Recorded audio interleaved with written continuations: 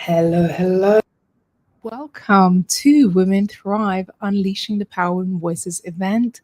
My name is Ramonda Jan, and I'll be your co host for today's show. You're in for an absolute treat as we have more than 10 amazing speakers lined up for today's event. And of course, I want to say hello and welcome to my lovely co host, Abigail Rebecca. Hi.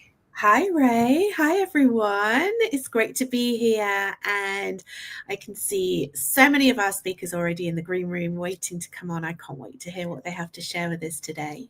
Yes. This is our second of this year, the season show. And last month, this is the monthly event that we host. Last month was absolutely amazing and inspirational. So I do hope that you get to join us throughout the show. Stick around.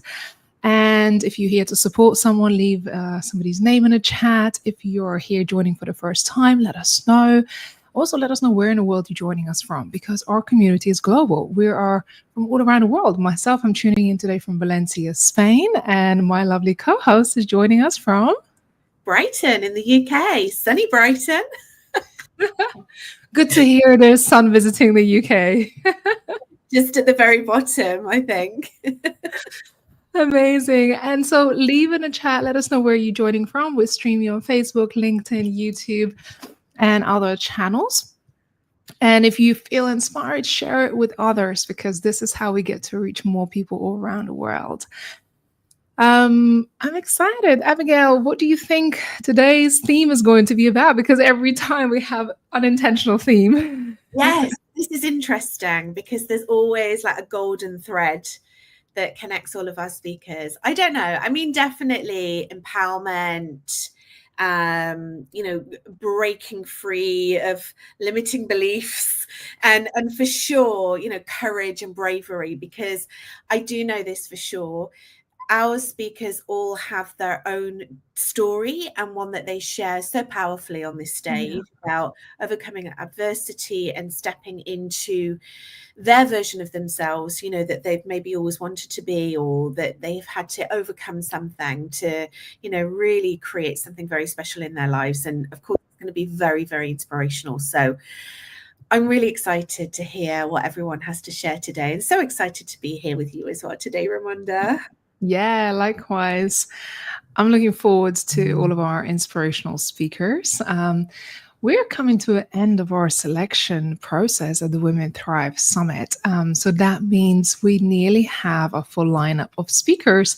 However, I think there is another 6 weeks or so to apply. So if you are looking to speak or be one of our featured speakers on one of these showcases, as well as the Women Thrive Summit, do make sure you head over to womenthrivesummit.com and put your application or interest form forward if you want to be spotlighted. This is an incredible opportunity to reach women globally.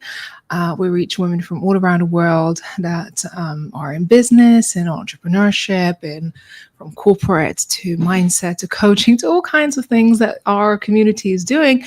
And that's an incredible way for you to get to know other just amazing like-minded people. And today we recorded this week we recorded our season 5 Women Thrive podcast with Abigail. And there's a new season coming up. What's a sneak peek? What did we chat about actually in the first few episodes? Because that was quite leading into what we were all about. Yeah, we were talking a lot, weren't we, about really overcoming and being any fears that are holding us back from going out there and being more visible, and really stepping into courage and speaking our truth. There's a lot going on in the world at the moment. We all know what's going on, and we all know that there's a lot of things that are happening that potentially have been created to disempower women. And this is really such a fantastic opportunity to be able to step into whatever you want to step into and speak your truth. And I think that was the conversation that we're having.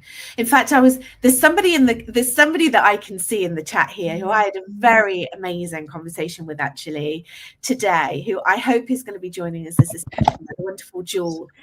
And we were speaking about this very thing. Now is prime time for us to step into our leadership. We're incredible leaders as women.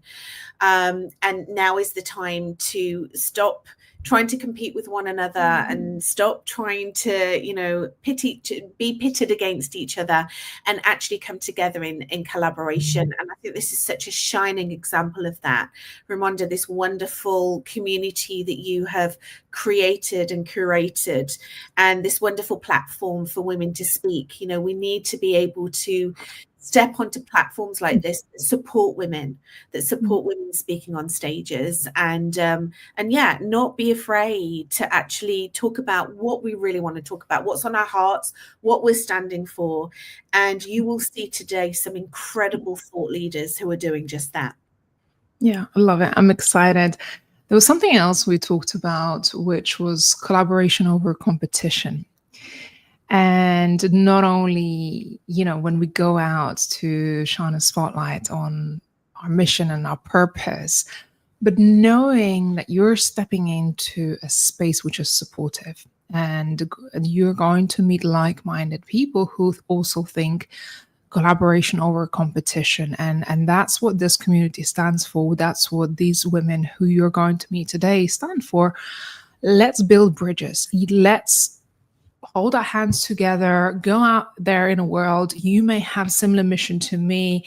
You may, indirectly be my competitor, but that doesn't mean we can't lock hands and build something bigger and better. And this is what this community is about. So as you hear today's speakers, think about, how can I be part of a community? What do I bring to the table? How can I foster this collaboration mindset, and who do I want to connect with? And that's really important. As you hear these ladies' stories today, how can you make that connection and build bridges with other women, so together we can rise, together we can create something that is going to make impact on a global scale? And that's what this is about. There's not many communities you come across with women from such diverse backgrounds, so much accomplishment, so much to bring to the table, but also that willingness to collaborate internationally. And that's what this is all about. So bring your energy, leave comments below, introduce yourself, let us know where we can connect with you. And let's kick it off. Why not? Let's meet some of our first speakers, right? Who's ready? I'm ready. Shall we go? Let's go. Abigail, I'm excited. I don't know who our first speaker is, but I do. I do. And I see her. She's smiling. She's ready to go. Shall I introduce her? Yeah, let's go. Let's kick it all off. Amazing. So welcome, everyone. We are so excited to be able to introduce our first speaker on the Speaker Showcase this month, August 21st. Oh, my goodness. Let's get this summer sizzling.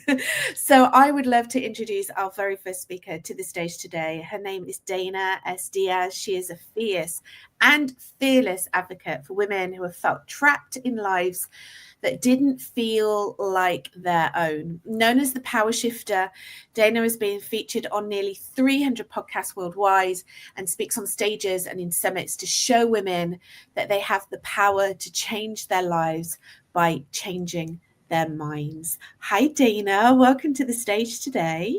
Thank you for having me. I'm just so excited to be going first again. I'm that girl that likes to just get out the gate. I love that you do that. I love your story. We love you. We're so proud to have you, not only as a speaker on our summit, but also, for the first speaker today. And can't wait to hear what you've got to share today, Dana. So take it away. All righty. Thank you so much, Abigail. Do you remember the Disney song, When You Wish Upon a Star? It said, makes no difference who you are. Anything your heart desires will come to you. It's a nice thought, but what if who you are did make a difference in whether your dreams could come true or not? When I was almost 6 years old, my mother moved us in with her newest boyfriend. This one lived in a cookie cutter suburb where everything and everyone looked the same. The people dressed alike, talked the same. They were all the same color and even all the same religion. It was very different from the variety of cultures and people I was used to from where we were in Chicago. One Saturday afternoon, my mother came to my bedroom to fetch me for a block party where we would be formally introduced to our new neighbors. While my mother scanned my physical appearance, I noticed that she was dressed much more differently than she usually was, but I remained quiet as she straightened my wrinkled t-shirt and grimaced at my frizzy little pigtails and then sighed because they were cockeyed, of course. But instead of fixing them as I'd expected, she gave me the rundown of usual rules, including no one needs to know we're Puerto Rican and no one needs to know you're not his child, him being her boyfriend. My mother, ashamed of having had me so young and out of wedlock, was always trying to avoid judgment, so the rules were nothing new. I was just a kid anyway, so I did as I was told, even though I didn't understand why we had to pretend. Until I went to my new school. The kids at the new school mocked the way that I rolled my R's. Some said they couldn't play with me because I was illegitimate and their mothers told them I was a bastard child. And when I got lice, I overheard the school nurse tell the other nurse, of course, the Puerto Rican girl has it. It was very lonely being the odd girl out. And it was also so hard not to internalize the belief that who I really was wasn't acceptable. Not to my mother, who ended up changing my last name to hers when she got married. Not to her boyfriend, who then became her husband, who verbally and physically abused me, and apparently not to the world outside our front door either. So I practiced speaking in the mirror to fix my Hispanic accent. I wore the Gap polo shirts and white jeans my mother bought me, even though I preferred frilly dresses that flared out when I twirled, because maybe, just maybe, if I talked like the other kids and dressed like the other kids, I wouldn't stand out and they'd forget that I was different. Conforming earned approval is what I learned. So I went through most of my life subduing myself for the sake of belonging, for the sake of acceptance, and for what I thought was love. It wasn't until my emotional distress manifested into physical illness in my 40s that I finally realized that I could only be happy and healthy by honoring my true self again. But choosing me meant setting boundaries with my mother and stepfather and accepting the exile that followed, not just from them, but from most of my relatives. Choosing me meant divorcing an abusive man I'd spent 25 years with and losing the family I found in his. Choosing me meant facing rejection, grief, and very deep loneliness and depression when I walked away from the only version of life and the only version of myself I'd ever known. But do you know what else choosing me meant? It meant accepting that it was okay to be different, that it was okay to stand out, and that I wasn't for everybody, but that was okay. And I was worthy of love regardless, starting with my own. It meant giving myself permission to be me without fear, without apology, and without that shame that people had been putting onto me my whole life. And the moment I chose me, I started to believe that dreams could come true after all, just like that Disney song promised. So I wished for love, and it found me. And I wished to write a book, and I've published 3. I wished to travel and to have friends, and I do, all around the world. But I would have never thought that the life I'm living now could have ever been mine. And it wouldn't have if I had settled for the identity that had been dictated to me back then. But now that I'm standing strong in who I am again, I want to help all women rediscover themselves and their true worth and value in this world. My name is Dana S. Diaz, also known as the Power Shifter. I invite you to visit danasdiaz.com to learn more about how you can break free from expectations that hinder your authenticity and your happiness, because you are a standout too, and you deserve to shine in only the way that you can. You just have to love yourself enough to actually do it. Thank you.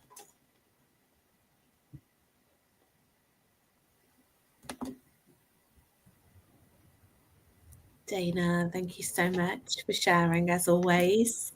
A great start to the showcase. I really love when you tell your story because there's so much that you've been through, but you tell it from such an empowered place for some real wisdom. I'm just wondering how many women will be watching this that will feel in that place that you once were and feel like there's no way to go, there's nowhere, there's no hope, there's no way to be able to break free. What would you say to someone that's watching this now? What would you say to her? I would say all you have to do is make the decision. The turning point for me was when I finally asked myself, because nobody else had asked me this question, I asked myself, what do I want? What do I want? Because I was always doing what everyone else wanted, what pleased everybody else, because that's what we as women tend to fall into, is we want to make sure our partners or spouses are happy and settled and well. And the same with children and our parents and our neighbors and our everybody. We're the nurturers, we're the caretakers, but we forget to take care of ourselves. And in that, we forget who we are. And you see this little girl behind me? That's my spirit animal. That's little Dana that just wants to be set free again and be that wild child. And I think we all have that little wild child in us. And we just have to tap back into that time where it was okay to be who you were, say what you want to say, wear what you want to wear, and for it to be okay. And more so for it to be okay if other people don't understand or accept that. We're so good at that, aren't we? Putting ourselves first. Not putting ourselves first, but now is the time to put ourselves first. So please let this be your reminder. I think you've definitely unleashed little Dana, who's out here living her best life, which is so wonderful to see. Dana, we're so excited that you're going to be speaking on the Women Thrive Summit next year in March. And of course, so many showcases and podcasts and magazines and all the wonderful things that are coming up, to be able to really share your story on a platform where we just fully support your message, and are just so excited about everything that you're doing. If our audience, well, I know our audience will want to connect with you, where's the best place to find you?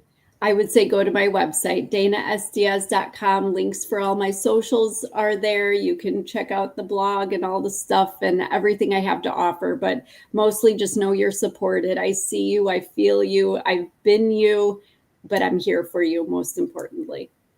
Wonderful. Thank you so much, Dana, and thank you so much for starting our showcase today. We love you so much. So that was our first speaker, Dana S. Diaz. I'm sure that you were just as moved by her story as we were when we first met her. It was a no-brainer. We definitely wanted to invite her on to be a speaker on the summit.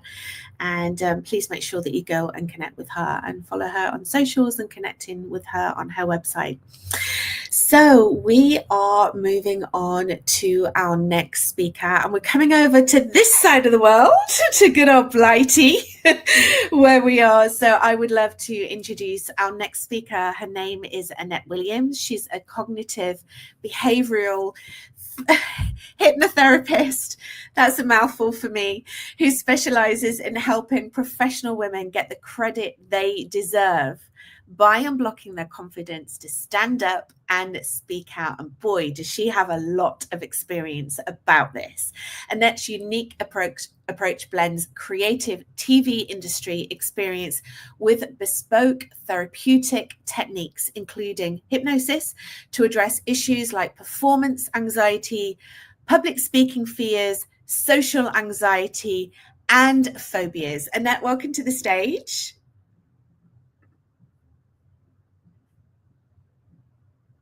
Oh, okay. Yeah, there we go. Hey! Hey, always with a technical blip. Here we go. Annette, welcome. It's wonderful to see you here. Oh, it's lovely to be back again. I enjoyed it so much last month. I wanted to come back a second time. Well, I know that you're going to share something a little bit different with us today, so I'm very much looking forward to it. Please take it away. Great. Thank you very much. Well, and good morning, good afternoon, or good evening, wherever you are in the world. It's lovely to have you joining us here. And I'm going to kick off with some great news, because who doesn't want to start with a good news story? Because 2 weeks ago, my daughter Chelsea had her first proper job interview since leaving university. And she's only gone and landed her dream job. She's now heading up the team looking after the animals at a wonderful children's charity farm up here in Cheshire. And she's absolutely loving it. She started this week and she's living her dream, which is fantastic. And of course, as her mother, I'm incredibly proud.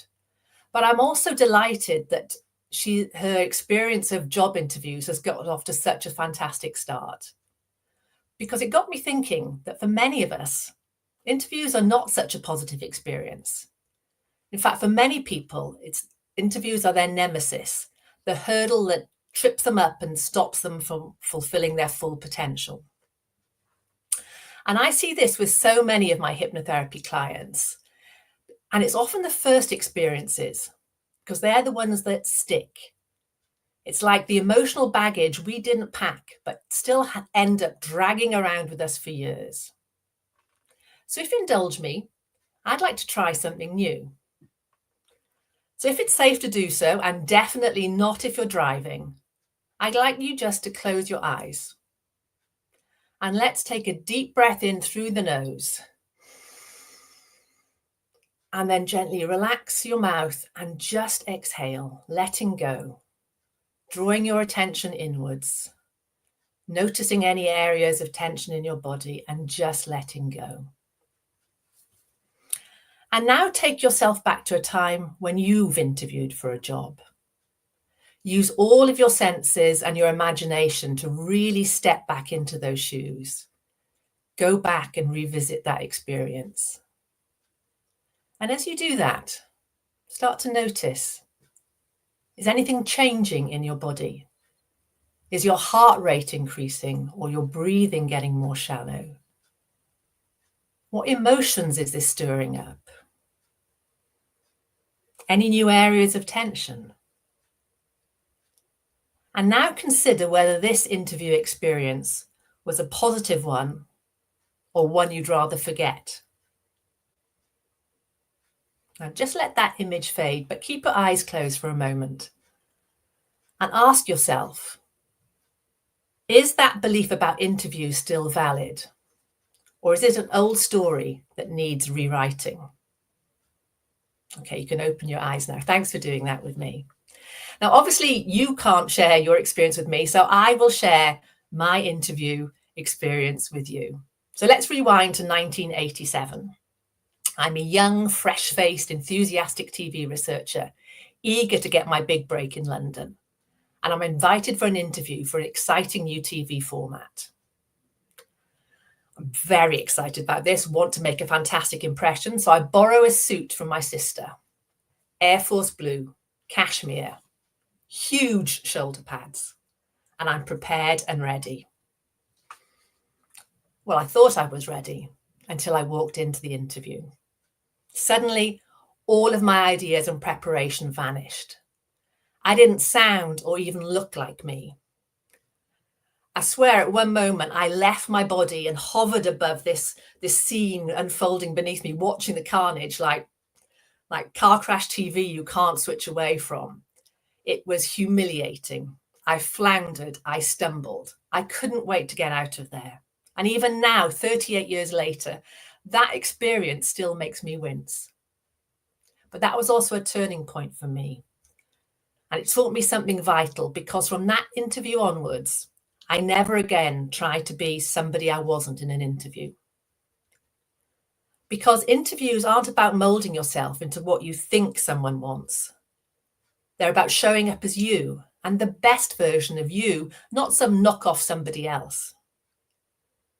And that's exactly what I help my clients go through in the Unmute method, boosting their confidence, challenging old stories, and building new beliefs that actually support their goals. So here's my takeaway for you today. Next time you have a job interview, don't obsess over what questions they're going to ask you.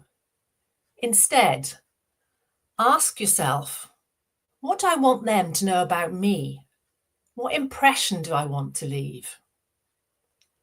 Because remember, interviews are a two-way process. You're not just being evaluated by them.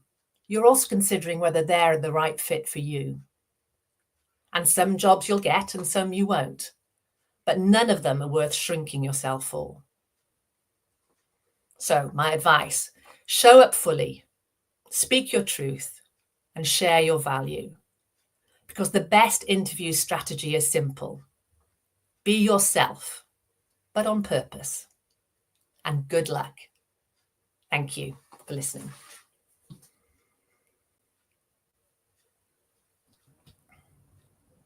Thank you, Annette. I'm taking notes. Just be yourself. You know, it's interesting because I'm sure I know that you would have been on the other side as well, right? Being the interviewer. And when I worked in corporate, I mean, that was an everyday thing, really, interviewing people. And it's so true. I love that you flipped it around, you know, because we can put so much pressure on ourselves, can't we? Get so nervous and so tied up with, I need to cover this and I need to do that and I need to make sure that I've done that, instead of actually relaxing into it. And like you say, interviews are a two-way thing.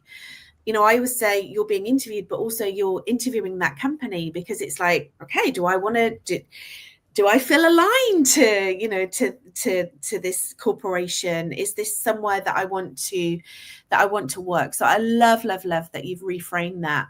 What would you say is like the biggest thing that comes up for people around interviews, like the biggest fear or the biggest worry or block when they're going into interview situations?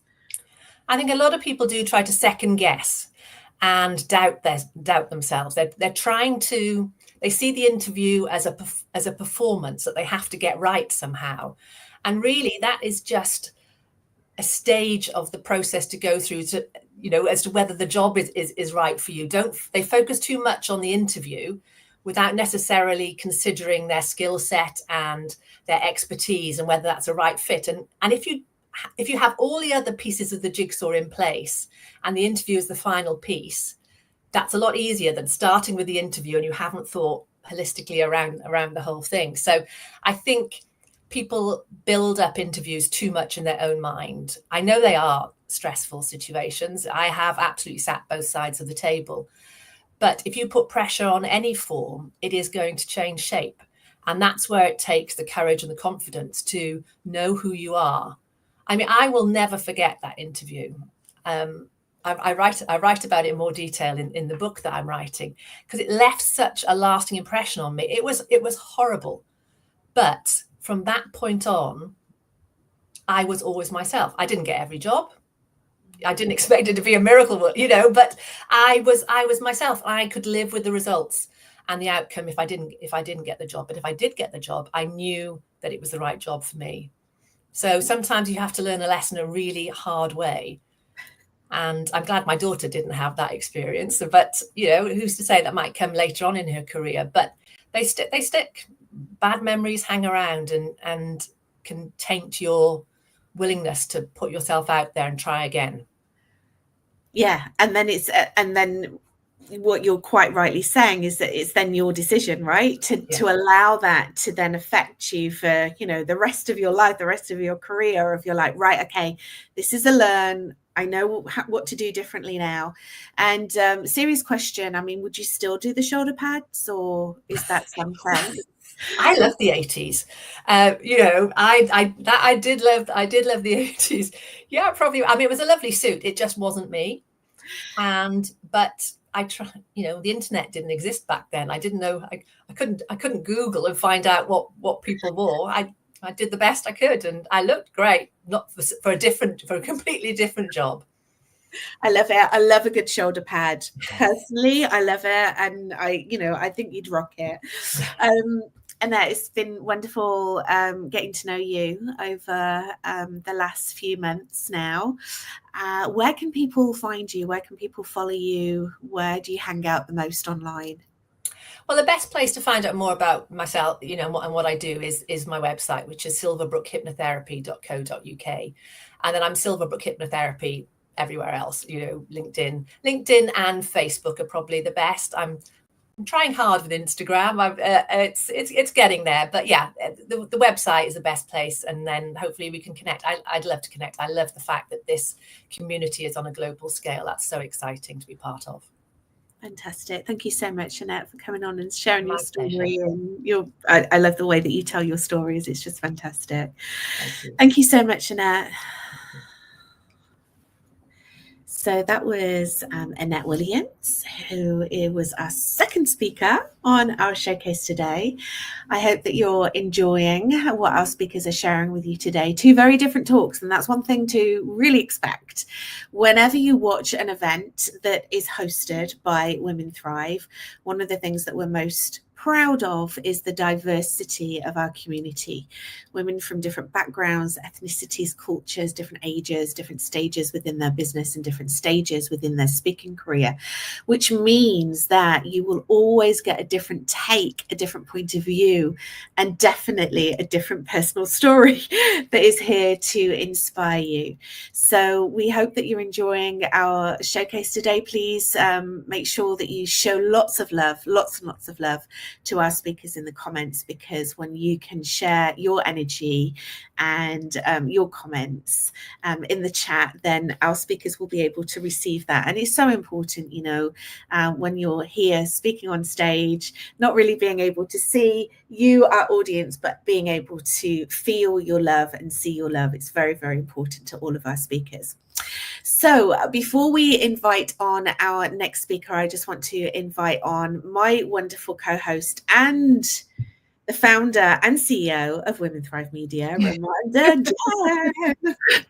I'm here taking it all in and just immersing in these wonderful ladies' stories. Congratulations, Annette, for your daughter getting a job. And yeah, it's amazing that we get to do this internationally and also inspire women from all around the world. So yeah, thank you so much, Abigail.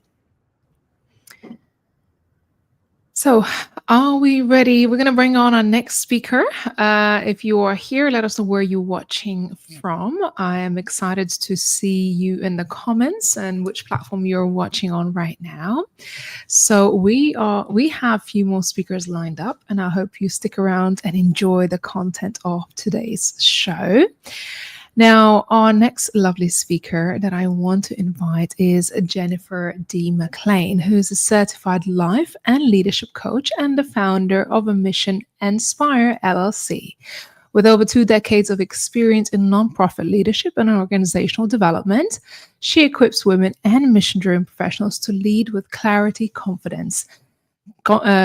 and confidence. Her work centers in growth, resilience, and impactful values-based leadership. Jennifer, hi, how are you? Hi, Ray. How are you doing?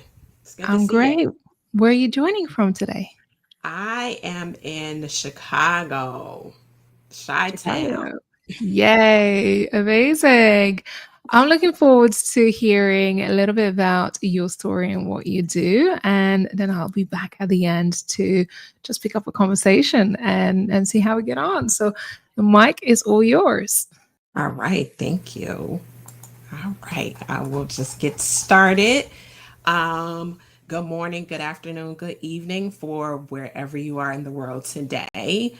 I want to start with a few questions. So, have you ever wrestled with questions like, am I doing what I was put on this earth to do? Am I walking in my purpose? Am I where I should be? I'll be honest, I've asked myself these questions more times than I can count. I'm Jennifer D. McLean, social impact leader and founder of Mission Inspire. I've spent more than 25 years in the nonprofit sector, facilitating coaching, leading initiatives, and building community impact. Entrepreneurship, though, was never part of my plan. I remember sitting at lunch with my executive coach back in 2016. We were talking about my career, what I enjoyed the most, what lit me up. I told him I loved the human capital side of the work, developing people, coaching, and leading. Then he asked, if that's not part of what you love the most and it's not fully being fulfilled in your job, what would it look like if you started a business? I didn't hesitate. I said, entrepreneurship, That is not for me. And then I changed the subject. I kept on talking like he hadn't even asked me the question. At the time, the idea felt too risky and foreign from my path. But here's the thing. Sometimes a seed gets planted even when you don't realize it. So over the next few years, I watched close friends as entrepreneurs, the struggles, freedoms, setbacks, and breakthroughs. And I started to wonder if maybe I did have something unique to offer. What really shifted things for me was recognizing the power of coaching. I knew firsthand how transformative it could be, and I wanted more people, especially women and nonprofit professionals, to have access to that kind of growth. So by 2019 and 2020, I was experimenting, piloting, testing the waters. In 2021, I finally registered my business. And in January 2022, I signed my very first contract in my business name.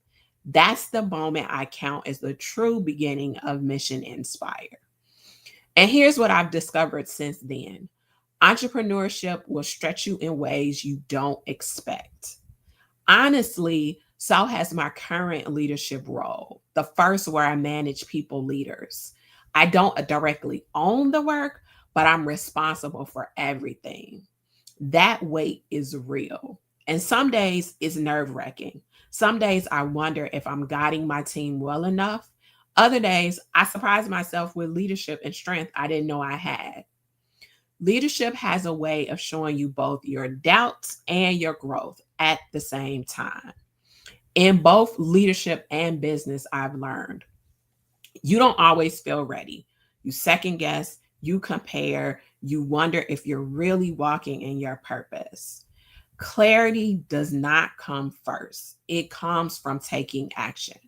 I have to remind myself, you don't have to have it all figured out to move forward. You don't have to be fearless to lead. You just have to keep showing up. If you've ever asked, am I doing what I was put here to do? Know this. The very act of asking means you're awake to purpose. You're paying attention. And the more you honor that question, not by overthinking it, but by taking small, courageous steps, the more you'll see that you're already walking in it. I'll leave you with this. What if purpose isn't about arriving at the perfect role, title, or business? What if purpose is about showing up fully right where you are, using your gifts, your voice, your story today? Here's what I've realized. When we stop waiting for perfect and stop comparing our journey, we step into the truth. Our purpose isn't out there somewhere. It's here in us already. Your voice matters. Your leadership matters. Your journey, messy, unfinished, still unfolding, matters. Remember, your journey is yours to define, and it's never too late to take the next step. If you like to keep reflecting on your own journey, I'd love for you to join me on my blog, Flourishing Fiercely, at flourishingfiercely.com, where I share lessons, strategies, and stories to help you keep moving forward. Thank you. Jennifer, great to see you. As I was listening to you, sometimes the very thing we are meant to do is the very thing we're so afraid to do. Right. Yes. And yet it's just there. And we almost have to break through to step into it because our purpose is waiting. And you have to have people that will encourage and push you and be there to support you when you fall. And when you think this isn't for me, you have somebody that's in your corner helping you, pushing you forward. Yeah.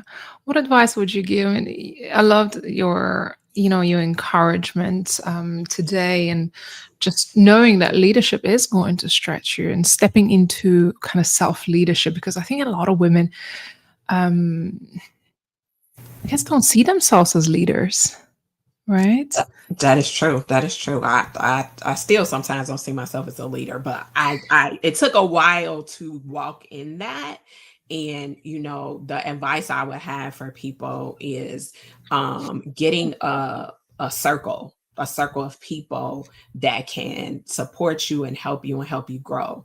And then, the term that says you shouldn't be the smartest person in the room, right? So making sure you have others around you that are smarter than you that you can learn from, and acknowledging that. And so I'm a part of many different communities that help me with that. I'm so glad I found the Women Thrive community, which is helping me with that as I grow into my speaker part of what I'm trying to do with my my growth in my business. And so finding a community is so important. Yeah, I so agree. And surrounding yourself with like-minded people who see you where you want to be and see your potential. Because I think, a lot of times as we step into something new, a huge identity shift has to happen. And only with that, then you're able to really truly own the identity and own the role that you've been given as your purpose, and fulfill it fully. So yeah, thank you so much, Jennifer, for sharing that. Just very quickly again, you mentioned a blog where people can follow you. Just tell me a little bit more about that and where people find it. So my blog is called Flourishing Fiercely. So it's www.flourishingfiercely. So I post twice a week, and I post like things that I talked about today about my journey and what I'm learning and what I learned from my clients. And so it's a great personal development blog. And so follow me there. But I'm also on LinkedIn, Jennifer D. McClain. And my website is missioninspire.com. Amazing. Inspired with an E. With an E. With an E. Yeah, I was going to say there's a little variation there. Jennifer, I'm excited to have you at Women Thrive Summit in March and hear you speak more on this topic. And don't stop spreading your message, because it is somebody out there really needs to hear it today. So if you feel inspired by what Jennifer just shared, make sure you connect with her and follow her blog. Thanks so much for being here, Jennifer, today. I appreciate it. And we look forward to seeing you soon. So here we are. If you're still here, please leave a comment below.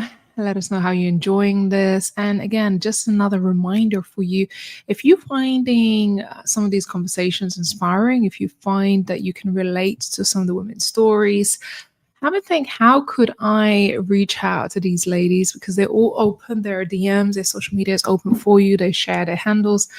How can I collaborate with these women? What can I bring to the table? So I highly, highly encourage you to make sure you start to foster those connections, because the community is here. Thank you all so much for being in a chat. It certainly helps. I know we're streaming to Facebook, YouTube and LinkedIn and other people's platforms. So make sure you are just letting us know where you're watching from. Now, my next lovely speaker, who I'm very excited to invite today, not only because she's a great speaker, but too because I gotten to know her over the last year, and she has been a published author with us at Women Thrive. She's got a great story, and I'm excited that she's here to share it with us and our audience today, because she will talk to you a little bit about your legacy. And I think at any stage of our lives, it's an important part to an important conversation to have, because when you truly find your legacy, you're stepping in your true purpose. Now, my next speaker is Dr. 𝐔𝐧𝐥𝐞𝐚𝐬𝐡𝐢𝐧𝐠, who is a visionary speaker, estate and legacy mentor, and a creator of her legacy framework. With over 45 years of experience in education and leadership, 𝐔𝐧𝐥𝐞𝐚𝐬𝐡𝐢𝐧𝐠 empowers women 55 and plus to shape their spiritual, emotional, relational, and financial legacies. 𝐔𝐧𝐥𝐞𝐚𝐬𝐡𝐢𝐧𝐠, how are you today? I am doing wonderful. Thank you very much. And I'm very excited to be here. Me too, my Arkansas lady. Arkansas girl. I know you call yourself Arkansas girl. Yeah, I'm that little redheaded Arkansas girl. Well, I used to be redheaded, so, it turned gray. Yeah, as it does with, a wonderful stage of your life where you're at building a legacy, not only for yourself and your family, but supporting others to do the same. Absolutely. I that's my passion, and I just speak it every day. Yeah, RG, I'm thrilled to have you on stage. I'm going to hand over the stage to you, and I'll be back at the end to have a little conversation with you. Thank you. Okay, Ladies, I have a question for you. So let's imagine that you're sitting around a table with all your loved ones. Now, this could be a holiday, or it might be your memorial. We really don't want to stop and think about that. But all these people sitting around are telling stories about you. So the question I want to ask, are they guessing about what they're telling about you? Or do they really know what they're telling to be the truth? So my name is R.G. Nell Nichols, and I have to put both of my first names in there because I'm named after both of my grandmothers, so I have to honor both of them. As I was thinking about this, I was thinking, well, I've spent 45 years, and I'm like, oh, wait. I've spent 69 years watching women pour themselves into their families, their careers, their communities, but yet they never stop to own their own journey, and neither had I. So I want to ask you, so today, ask yourself this question. What would I change as I am today? What would I change if I truly saw my life as the masterpiece that God has planted and painted all along the way? What would I change? So let me tell you a little personal story. And this might be why I changed my ways recently. When I was a little girl, that little red-headed Arkansas girl, the joy of the week was coming home from church and going to Granny's house. That would be Granny Argy. And she always had this fabulous lunch, dinner, whatever, prepared for us. And it wasn't long at all until cars started pulling up. There'd be cousins everywhere. There would be aunts, uncles, people I didn't know. Some I probably wished I didn't know. But they all came to eat with my granny. But the eating was the blessing. But the big thing after the eating, because, you could always smell that fresh cornbread cooking in the oven. Oh, my goodness. I hope your mouths are watering, because I'm telling you, that woman was a great cook. But after the dinner and the dishes and everything, so all of us kids would be out in the yard chasing each other, throwing rocks, doing whatever kids do, climbing trees, things that we shouldn't be doing. The ladies would still be in the kitchen cleaning up, or, after the kitchen, then they would move to the little living area, and they would be telling stories. The men, however, weather permitting, were out in the yard in their yard chairs under the apple tree, spitting snuff. That's a thing in Arkansas, I guess. It's, you have your snuff after you've had dinner and dessert. And the stories that would go around and the laughter. Now, I, being the sneaky little person I was, sometimes didn't want to be playing with the cousins. So I'd sneak to the front porch and I'd get in the porch swing. And I could hear both areas. I could hear stories from the ladies, lots of giggling going on there. I could hear the stories that my grandpa and my uncles and my great uncles and my great grandfather, I could hear those stories. And I soaked all that in. Soaked it in. But you know what? I realized that these weren't just stories. I mean, anybody can make up a story, but this was real life. This was them recording and talking about our history. For generations, they were talking about things that happened way before I was born, way before I was even a speck in my mom and dad's eyes. But you know what? We don't do that anymore. A lot of times we don't even have a meal together. We stop by the fast food and we sat in the den in front of the TV watching football or baseball or whatever our favorite sport is while we eat our dinner. And there's not that family round table discussion. I don't like that. I want that to change. Not just for me, for you too. Because let me tell you, those stories are important.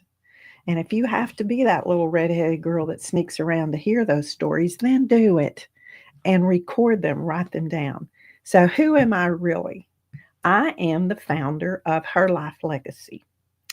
This is a transformational coaching experience for high achieving women who are ready to build their legacy that reflects their truth, their entire truth, not made up stories, the real ones.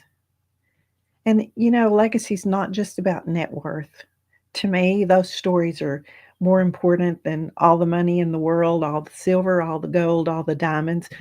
Yeah, I kind of like my jewelry. But, it's those stories that are important because that's the real legacy. I've also started another component called Legacy Reclaimed. And this is where I have started a movement to help ladies get healthy. Unfortunately, I've come to learn that probably 90% of the world is suffering from insulin resistance, which I did because we don't eat correctly. We sure don't exercise like we should. So part of your legacy is your health and what you live with and how you express yourself and how your family sees you, because you never know when another little young redheaded Arkansas girl might be watching what you're doing. So if you're sitting there thinking, I hope you're thinking about this, that there's more to your life than eating Kentucky Fried Chicken in front of the TV every night of the week. If your story is feeling a little unfinished, well, it's because you have another chapter to tell, and that is your golden chapter. I am living in my golden chapter right now, and I want to invite you to connect with me because I want to help you put your stories in place and reclaim what's been lost and honor who you are, where you came from, what you've done in your career. Because if you don't tell your story, who's going to tell it correctly? I want your story to be out there just like I decided to put my story out there.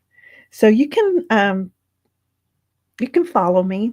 I hope you connect with me because here's what I have to say to you. Your legacy deserves to be heard and you need to be loud about it. Just like I'm going to be loud about mine. You can follow me on all the social media platforms. It's just my name, which you can see there in front of you. You don't have to put the doctor in front of it. That's just one of those many credentials that I have. But you can follow me on Facebook, Instagram, TikTok, LinkedIn, just by putting my name in. And soon to be Pinterest, I hope. But I have lots of advice for you. I have a blog out there as well. And I'm going to start a new podcast called Life Down the Frost Lane because I've had so many people ask me, we hear you talking about the cornbread. We heard you talk about the old red rooster and the kitty cats. There's so many stories that this little redheaded girl can tell that's all part of my legacy. It might make for a good TV series someday. Hopefully that's long after, I'm gone. But if I don't tell it, who's going to tell it correctly? So I want to challenge you. Tell your story. Reach out to me and let me help you. Margie, yes, I love that redhead girl from Arkansas. Who brings those stories that, our soul craves, that maybe somebody else shares similar memories of their family sitting, at the dinner table and sitting on the porch and having that experience. But as you say, if you don't tell your own story, who will? And I know for you personally, this has been a bit of a journey to get here as well. Yeah. And when I first met you, you had an incredible story which you never ever shared before. And I had a privilege to watch that story blossom into the world and make it into our latest book, which is the volume 4 of the Women Thrive book. I won't spoil the story, but tell us why it's taking you so long to share that story and why people should go ahead and read it. To be honest with you, I think I lost my voice, completely lost my voice. It wasn't all happy things. It wasn't all playing with the cousins and that. There was some, and we all have these things that have happened in our life. And it took me a long time, number one, to admit that I was a normal person. I thought there was something wrong with me. Yeah. Even though I was successful. And the more that I thought that I was mentally disturbed or whatever, the more I realized that other women have these situations that happen as well. So I brought my voice back, and now I'm shouting from the rooftops that growing up, I was treated like a queen, even though I thought that I wasn't a queen at all. And I want every lady out there to know that your story is important, no matter how bad or how great. Tell it, because if you don't tell it, we're not going to know it. So I'm telling my story. Yeah, and I'm so proud of you, honestly, when I heard your story for the first time and things you've been through and just the legacy that you carry. And today, this is your inspiration, being able to reclaim your voice, being able to share your story in a meaningful way, and now support others in whatever is their legacy, whatever is their dream is, to finally realize it. Stop sitting on that dream, stop sitting on the stories that you have to share, and get in touch with Dr. RG. Incredible to see you. Thank you so much for sharing this wonderful heart-filling story or soul-filling story, and we look forward to seeing you on the summit. You're going to be one of the speakers in March. I am very, very excited to be on your summit. A few years ago, I would have never ventured out to even consider doing something like that. Even though I've been a university professor for 45 years, or in education at least for 45 years, and every day I stood up in front of a group of students. But I never ventured outside that security window. And Women Thrive has just opened up a whole new world for me, and I'm so excited that you invited me to be a speaker. You're wonderful. You're so inspirational, RG, and I hope more people will get to experience your magic. So we look forward to seeing you on our stage in March. Thank you. Thank you so much. This was RG 𝐤𝐤𝐤𝐤𝐤. So make sure whoever you feel inspired by, if you connect with their stories, you connect with their social media platforms, follow, engage, leave a message for them that you are here and you are listening to their stories. It's great to see you all here. I can see nearly 100 people watching us right now today, and it's been wonderful to see people coming in and out, and different people watching on different platforms. So phenomenal. I'd love to hear you in the comments, whatever is resonating with you. If you're also on social media, feel free to drop your handle so others can connect. We also go back and respond to your comments. Now, before we move on to my next speaker, I'm going to bring back my lovely co-host, Abigail. Hi, welcome back. No, I've got the book too. Oh, How lovely. joining today. Talk about leaving a legacy. I mean, how amazing is that? For all our speakers that have written books, whether it's with Women Thrive, whether it's solo books elsewhere. It's just such a wonderful way to leave your legacy. I was so proud of everyone. And this is such an amazing book. You must be so proud, Ray. Yeah, I mean, just seeing, it's not just the book, but just seeing women like Audrey, who maybe most of her life she hasn't really considered what her story could do, and having that opportunity to share it with the world, and then seeing it travel globally and give her new, inspiration in life to really step into her purpose. That's the part that is really the biggest impact as a result of writing our stories and sharing our stories with the world. And who knows, we may never know how this book has touched so many lives, because we don't always, get the feedback from our readers to say that's how it's impacted my life. But I know they wholeheartedly touch someone like we are today. Yeah. Whilst we're speaking, actually, I received something in a post today, which I was kind of anticipating a long time ago, but a postman has delayed, but I received our latest issue of the Women Thrive magazine. I know you got yours a while back. I always get mine bang on time.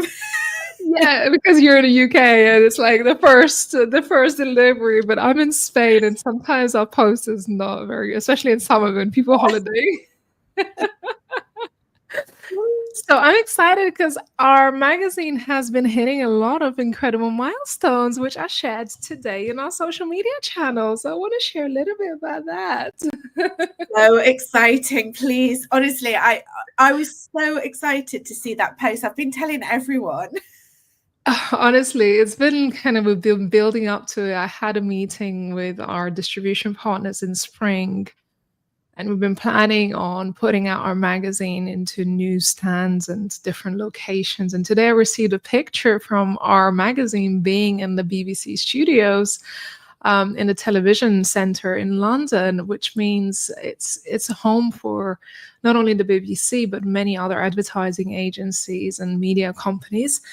And so this issue was the first one to land there this month. And of course, it's also being distributed to some luxury hotels and spas and airport lounges this month. And last month, actually, we're now available in print in New York City in Midtown. There is a wonderful boutique magazine shop called Magazine's Cafe. So if you are in New York, you can go and grab yourself a physical copy.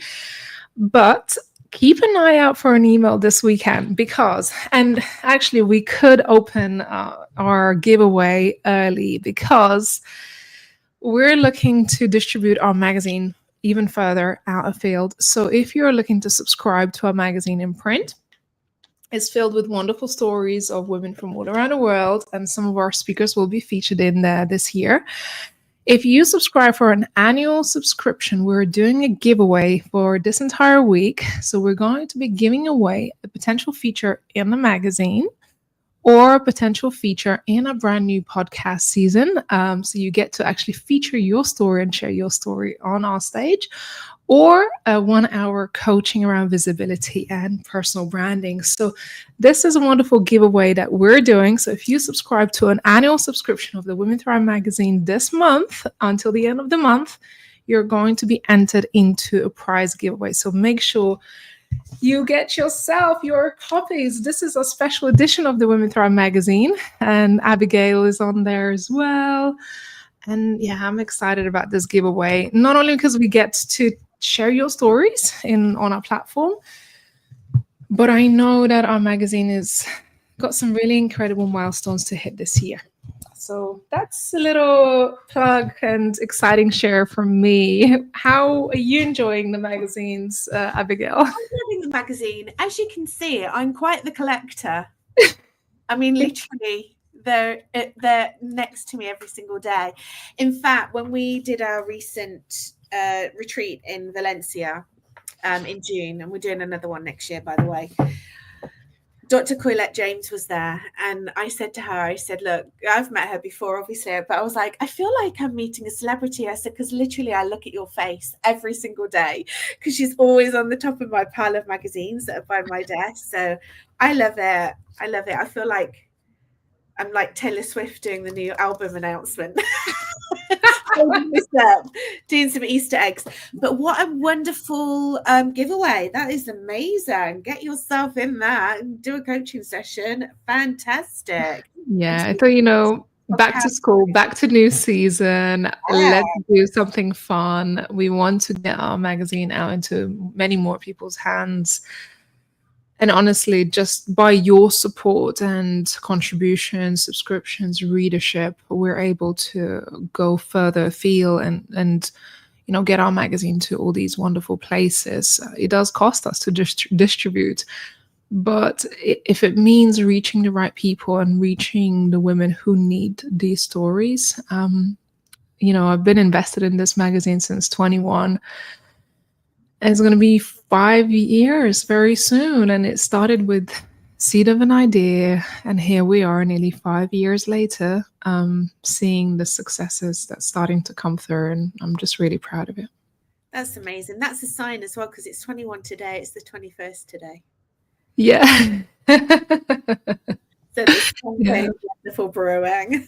Yeah. Oh, sometimes you gotta hold the vision and just believe in it. And that vision, again, I didn't know how far I would go with it. I just knew there was a publication and a platform that was needed for women to tell their story, because I have been that entrepreneur who didn't have a platform, didn't feel like I belonged, didn't know. There were not enough publications like that would celebrate women.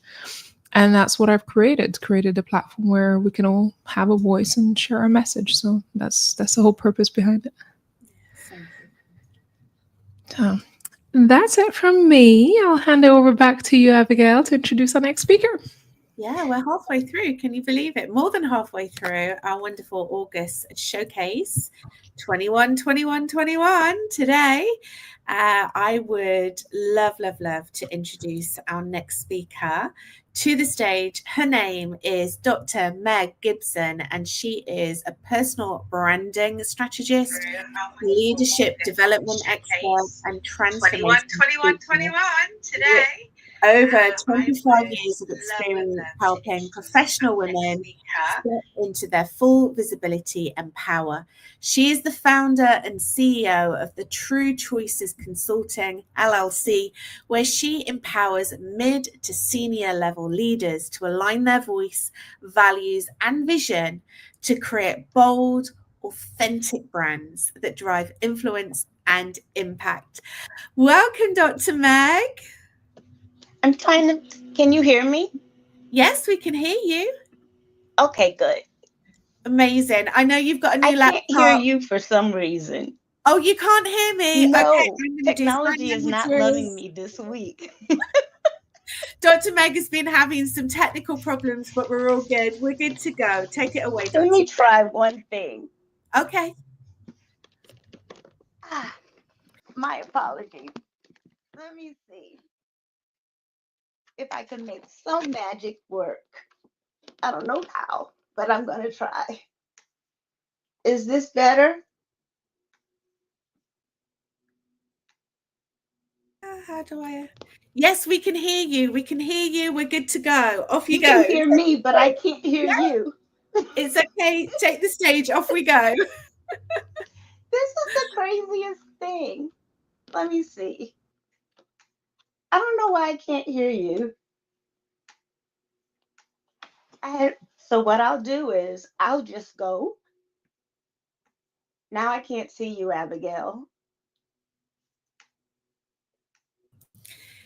All good. Yes, please go. I'll just go. Yes. I'll just go. Okay. I'm gonna do Meg. So Sprite said it first. They said image is everything. And Coca-Cola used to say it's the real thing. And what I'll tell you is that when you walk in a room, you have to command it. And many people think when you say command the room, They think you have to have the right words, the right presence, the right connections. But I want to bring it closer to home for you because commanding the room starts long before you walk in. It starts with how you see yourself, how you treat your own gifts, and how you decide to show up. I'm Dr. Meg, and I'm a force to be reckoned with. You see, as women, we're called, not asked, but called to be on the call, in the room, and at the table. And yet, for too long, too many of us have been conditioned to shrink. I know because I lived that. I thought if I made myself just a little smaller, if I dimmed my light just a little bit, I would make others feel more comfortable. But in doing that, what I discovered is that shrinking does not make life easier. It breaks something inside of you. It chips away at your spirit, it robs you of joy, and it convinces you that your light is optional. But here's the truth that I learned.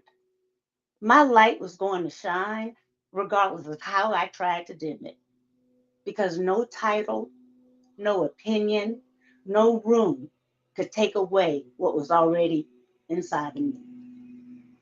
What's inside of us as a woman, some people call it magic. I've heard the it factor, that chick energy, or even black girl magic. Call it whatever you want. It's ours. It's undeniable, and we owe it to ourselves to use it. So think about it like this. What happens when you receive a beautiful gift and never use it? You know that gift. You tuck it away in the corner of a closet, holding on to it for sentimental reasons. Or it's a gift that someone gave you that you don't really like, but you can't throw it away. So it's over there, gathering dust. It's hidden. And then one day you see it again. You may remember why you got it, but by then you don't really need it, do you? Or worse, you don't even want it anymore. Unfortunately, too many of us treat our gifts the same way.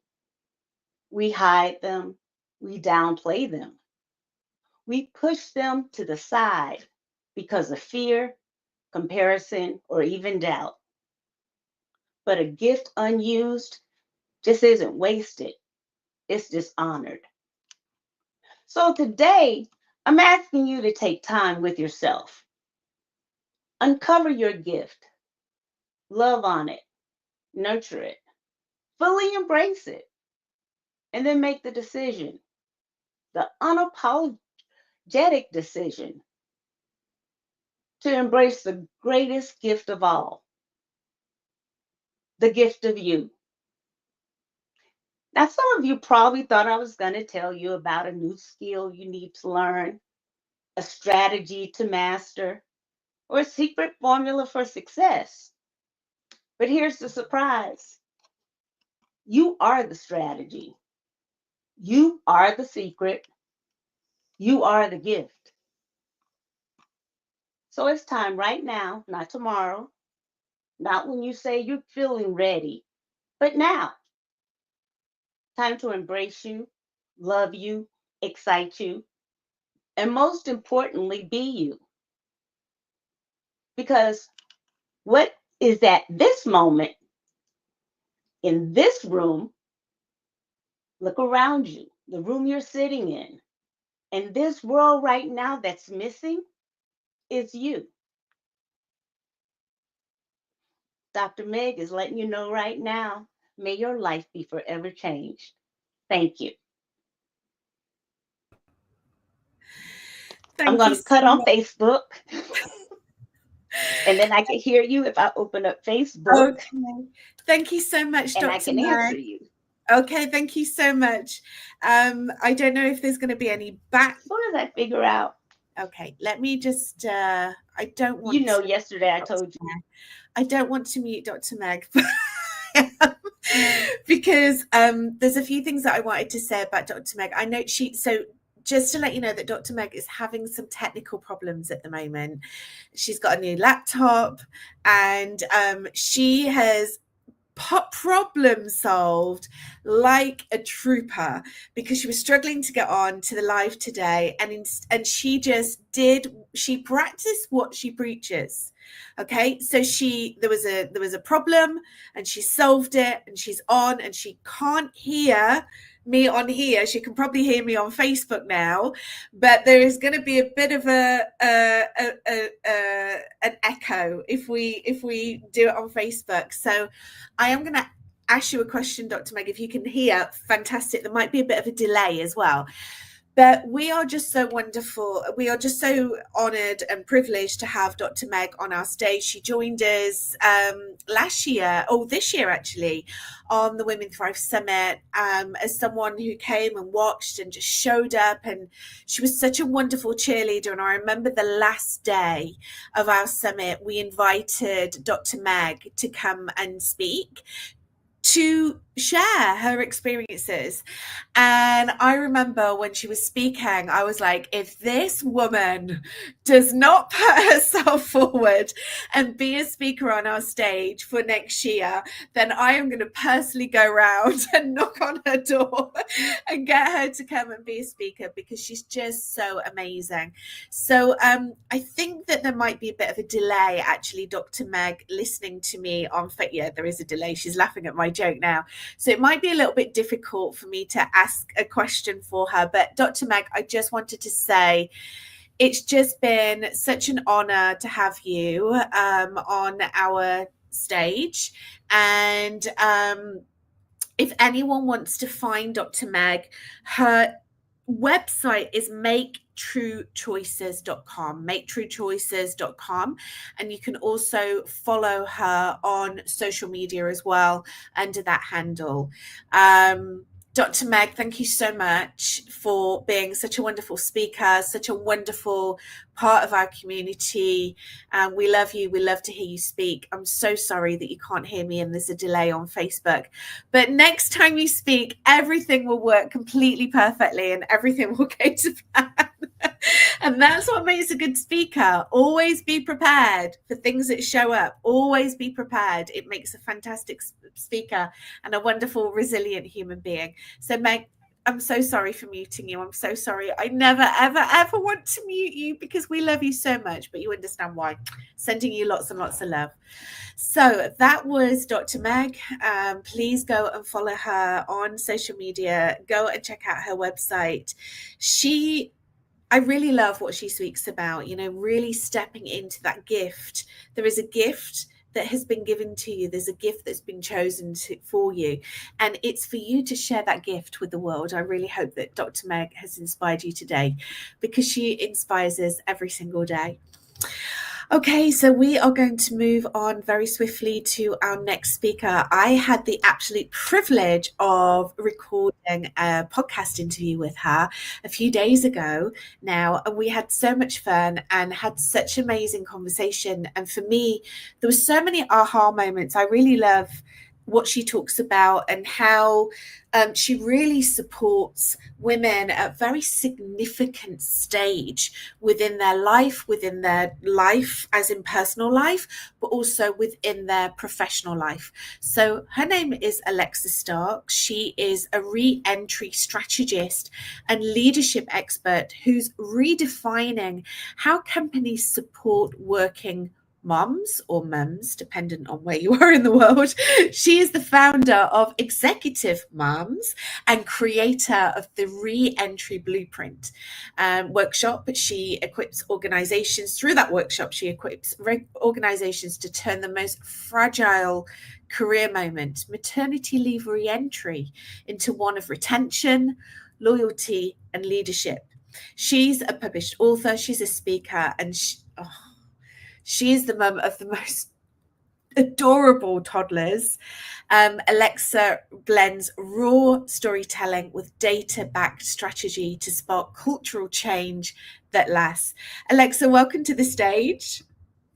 Thank you, Abigail. I'm so excited to be here and so pumped. Thank you for the warm intro. Oh, well, I love hearing you speak, and I'm glad that you can hear me. Yes, yes, yes. Please take it away. Yeah, absolutely. I mean, being a mom of two toddlers who are feral some days, but being a mom has been the most powerful, life-changing thing that I ever did. It's been absolutely this life-changing, powerful, defining, has changed me into who I am today. But when I had both my kids in corporate America, it was a struggle returning after just 3 months of leave and coming back into work. And returning out to work after maternity leave, it should be a warm welcome. It should be, "I'm back, let's ramp up," and it should be this amazing transition to figure out how to re-navigate these 2 parts of you, your ambitious work life and now your mom life. But for so many of us women, it feels like walking into a room where everyone expects you to be the exact same person that you were before you had babies, but we're not. We are absolutely, completely changed people. And we have just done the hardest job on earth, grew a human, birthed a human, nourished a human being. And yet the workplace acts as if nothing happened and you're back. And day 2, welcome back. You're back to normal. Do all your work like you did before. And we tell ourselves that this is normal because everyone else does it and everyone else goes through the same experience. So it must be normal. But let's just shift this for a moment, that just because it's common and everybody does it doesn't mean that it's normal. And it shouldn't be expected and it shouldn't be accepted as common. And suffering in silence with burnout and mom guilt and struggling with the transition back is not normal. And we're gaslighting ourselves into exhaustion and normalizing exhaustion, trying to balance all of it and feeling guilty for having to pick one and the other, and this overwhelm. And that this is a price that we just have to pay. And that's not okay. We're just pretending that silence from our managers is also acceptable, and that's not normal. So let's just take a moment and call out what's been normalized by the system, and that what we've been conditioned to think and conditioned to accept is not okay. We have been conditioned to think that moms coming back to work after maternity leave and pretending everything is fine is normal, but we're not fine. I mean, many moms struggle with postpartum depression, postpartum anxiety, balancing the transition back, and that's been normalized as a struggle that, "Oh, we all go through it, so it's okay." We've been normalized that being handed the same workload back as if nothing changed. I mean, you're 24/7 mom, and then somewhere in there now you're sandwiching in an 8-hour workday. There's gonna be a capacity workload adjustment that needs to happen. But if that's never talked about, then just ramping back up on day 2 to 100% has been accepted, and that's why we struggle so much. And we've normalized that if managers don't say anything because they don't wanna be awkward or they don't know what to say, that's okay? That your manager just lets you struggle in silence is okay? We've been conditioned to accept this. So there's been all of this that's been normalized, and we've been normalized to diminish ourselves so that our manager is more comfortable rather than having a conversation with you to say, "Hey, how are you actually doing? I see you're struggling a little bit. Let's talk about how what you need and how we can adjust workload maybe to so that you don't have to struggle in silence." So I want to talk about what's missing. And it's this culture gap, right? Companies spend months figuring out what their leave policy is. They figure out, okay, you get paid X amount, you're going to take, 8 weeks, 12 weeks, 16 weeks, whatever that is. But there's no structure for the return. And that's where the issue is. We end up with no manager training. So managers don't know what to say. So they either don't say anything at all because they don't have the words for it or don't know what you're going through and don't want to say anything, say the wrong thing. And that silence feels like abandonment. And then we end up going and struggling alone when in reality, many of us working moms are all experiencing the same thing, and it's just language. And we end up shrinking what we need and not speaking up for ourselves because we also don't have the language weeks back after birthing a baby. And so we feel guilty for even having any need for additional support or adjusted workload. And so maternity leave, if you get any at all in the US, is not where we lose women. It's the return. It's the transition that there's no ramp up, there's no discussion with managers. Managers don't know what to say at all. There's no support. And so we need to learn and teach workplaces how to support working moms so that workplaces can actually show up for us. You can show up so that you can be both a mom and the ambitious woman that you are. So, my goal as a working mom, as a mom with 2 toddlers, is to empower workplaces to support moms and to give you, as the working mom, the language to advocate for yourself as well, right? Because you don't have to gaslight yourselves into accepting that burnout and struggle in work is normal, right? That's just part of being a working mom. That's not normal. So I'm giving you permission. It is okay to have needs. It is okay to ask for more support, for flexibility, for hybrid work or remote work, or picking up your kids early or leaving early or pumping breaks or best breastfeeding breaks. And it's okay to work with your manager to design a reentry, ramp up, re-onboarding plan that works for you so that you don't burn out on week 1. So the first step that you need is language, because language creates culture and that's how we get support. So the words that you use with your manager as a working mom can change the entire tone of your reentry. So let me just give you some quick examples because I'll go way more into this in my actual speech. But if you are struggling as a working mom, navigating that transition back, instead of saying to your manager, I'm drowning, I'm struggling, I'm overwhelmed, you can instead say, here's my current capacity. I can deliver on X, Y, and Z projects this month at full quality. But after that, I'm running out of bandwidth. So which of these projects should we prioritize first or push back? Or if you are needing more flexibility and let's say you need to leave early to pick up your kids from daycare, instead of saying, I'm sorry, I had to leave for daycare, you could say something like, for the next few months, I need to adjust my hours to 8:30 to 4:30 so that I can pick up my kids from daycare. I've already structured all of my deliverables and work so that deadlines will stay on track, or I can pick up any work as needed after I put them down for bed. Right? You're still saying I can get the work done. I just need some flexibility in the hours. And you're saying I could still do my job. And then lastly, if you're the most important thing is to create an onboarding plan so that you have a 30, 60, 90-day plan coming back so that you're not expected or you don't think you are expected and your manager's not expecting it to be back at 100% on day 2 or the end of the first week. So you can say to your manager, I'd love for us to define what a success plan will look like. And let's co-create what a 30, 60, 90-day roadmap looks back so that we can have weekly check-ins and adjust as needed. This way, when life does throw you a curveball and your kid goes through a 4-month regression of sleep that you are, up all night, that you can say, hey, this week I'm exhausted. Can we push some meetings to next week? My kid's going through a sleep regression. So at the end of the day, working motherhood does not need to be something that we all suffer through silently, because after speaking with hundreds of other working moms, this is so common. And it's mind-blowing that we're not asking for anything revolutionary. We're not asking for anything life-changing. We're asking for managers who know how to support, who have the language to support us, and what language we need to advocate for ourselves so that we can have the support that we need and don't burn out and end up having to leave our fantastic career that we wanted to continue in. So navigating this return to work we need to unnormalize what has been normalized as acceptable.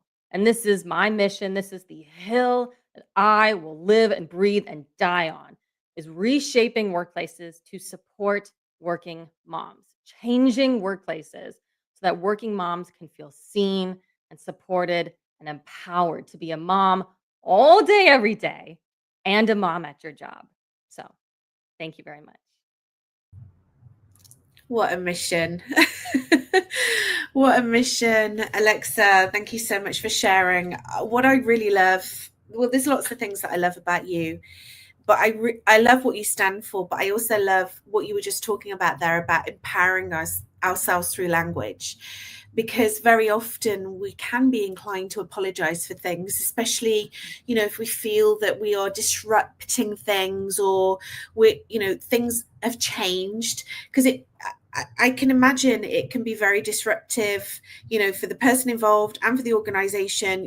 Think life's changed, things have changed, but actually, instead of apologizing for it, use the words to empower ourselves, and then be able to use that language to explain the current situation. I know that you talk about that a lot, but why do you think that there's this inclination to be like, oh, sorry, I can't do that at the moment, sorry, instead of actually using this empowering language? It's so tough. I think, you can take a psychological spin at it, and but it's cultural. It's definitely been something that we've been taught, right? It's something that's been normalized, and we've seen other women do it, so we do it. It's modeled behavior. And to that effect, we see our leaders in corporations not ever apologize, and they're working long hours. So we feel that if we need to leave early to pick up our kids, we're trying to be like, we're trying to save face, right? We're trying to say, I'm so sorry, I have to pick up my kids. Please don't take it out on me, and I can still do my job. And so we end up apologizing so that we can still be seen as somewhat capable. And so the more we can get working moms into leadership positions and executive positions, the more we can normalize that it's totally normal to leave at 4:30 to go pick up your kids from daycare, so that you can spend a few hours with them before they go to sleep. And so the more we can get leaders who can model but what we should all be doing, the less we feel that we need to apologize for just being mom. It's crazy, isn't it, when you think about it? You're talking about normalizing. Of course it's normal. Right? Yeah. But it's that whole cultural change, and I know that you were talking about that quite a lot on the podcast. So I can't wait for that to come out, and I can't wait to hear your talk as well, because I know that you're going to be talking about that a lot. But this culture change, it really needs to happen, and I definitely these organizations need to walk the talk, because it's all very well saying, we stand for diversity, we want to empower women, we want more women in the boardroom, but actually, come on, walk the talk. Exactly. Like, do it. And I'm so excited that you're advocating for this. It's so important. Alexa, where do we find you on socials? Where do we find you online? Yeah, I am all over LinkedIn. Just my name, Alexa Starks. And if you want to follow me on Instagram, it's also alexa.starks, or just Alexa Starks. It's mostly baby pictures. So if you want to see pictures of my adorable kids with curly hair and dimples, by all means, follow me on Instagram. But I am all over LinkedIn, blowing it up on workplace culture. Yeah, I was going to say, I hope that you are disrupting LinkedIn. Yeah. Alexa, thank you so much. We really, really are looking forward to even more talks from you, and of course, speaking on the Women Thrive Summit in March. Yeah, so excited. Thank you, Abigail. Wonderful. So that was Alexa Starks. Very apt, actually, that I would like to bring someone onto the stage that talk might be quite relevant to, because I don't know if anyone knows this about the founder and CEO of Women Thrive, but I'm just wondering if Ramonda Jan has had a conversation with herself about her back to work policies.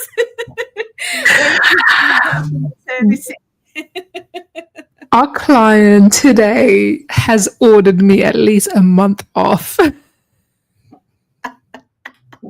So, just to give you an idea, we are 8 months now, and exactly a month from today to go till our new little Thrive baby arrives. Wow, that is some zebra going on there. Yeah, I went for a whole animal print today. amazing. We were talking about you actually when Alexa and I were having a conversation on the podcast. We were mentioning you, and I was like, Raimonda will be listening to this. So I just it's very apt. And yeah, this is again, you know, the diversity on the platform, because as women we go through so many different seasons in life, and it's one of those times in life that we need that extra support and understanding. And yeah, let's normalize it. I remember the best one of the best calls that we had with Women Thrive was when we had 3 nursing mothers on there, including yourself. You know, you were there with your breast pumps, and it was just amazing. It was like, yeah, this is the boardroom. This is the boardroom 2025. Bring it on. Mate, it was 2024 then. But anyway, I love it. I'm here for it.